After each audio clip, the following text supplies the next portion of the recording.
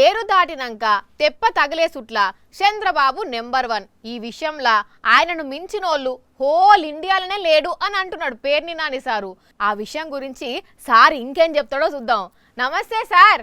చేయకుండా సంపద సృష్టించి మీకు పథకాలు ఇస్తాను అని చెప్పినటువంటి మోసగాడు చంద్రబాబు గారు. ఖజానా ఖాళీగా ఉంది అంటున్నారు సార్. మీ పుట్టింటికి వెళ్ళాలన్నా ఎక్కడికి వెళ్ళాలన్నా ఫ్రీ బస్సు ఫ్రీ అని చెప్పాడు. మరి ఏడుదానికి వచ్చింది ఫ్రీ బస్సు? వాళ్ళేమో 7% డబ్బులు లేవు. ఇదైతే మరీ ఘోరం. సంక్రాంతి కల్లా రోడ్లు నున్నగా చేస్తా అన్నాడు. కనీసం ఆ రోడ్లన్నా బాగు చేసిర్రా? కానీ ఈ రోజుకి ఎన్ని రోడ్లు నడువులు పడిపోయేట్టున్నాయో మనం ఈ రోజు కూడా మనం చూసుకునే పరిస్థితి.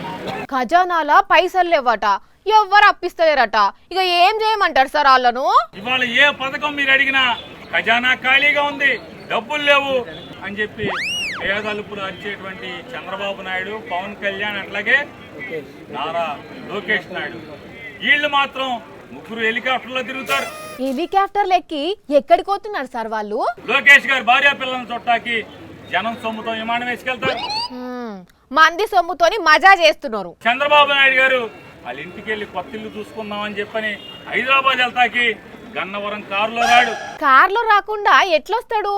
ఇంటికాడి నుంచి సచివాలయానికి హెలికాప్టర్, సచివాలయం నుంచి గన్నవరానికి హెలికాప్టర్, గన్నవరం నుంచి వాళ్ళ ఇంటికి విమానం. అవి హెలికాప్టర్లా ఆర్టీసీ బస్సులా? ఏ ఎమ్మెల్యేని చూసినా కూడా ఇసుక, నదుల ఇసుక, ఊళ్ళో మట్టి, ఆఖరికి కొంతమంది ఎమ్మెల్యేలు అయితే చికెన్ కొట్ల మీద కమిషను, జాయింట్కి ఎంత, కేజీ మాంసానికి ఎంత అని వసూలు చేస్తున్నటువంటి దిక్కు మాలిన పరిస్థితుల్లో ఇవాళ ఉంటే ఒక్కడు మాట్లాడేవాళ్ళు లేడు.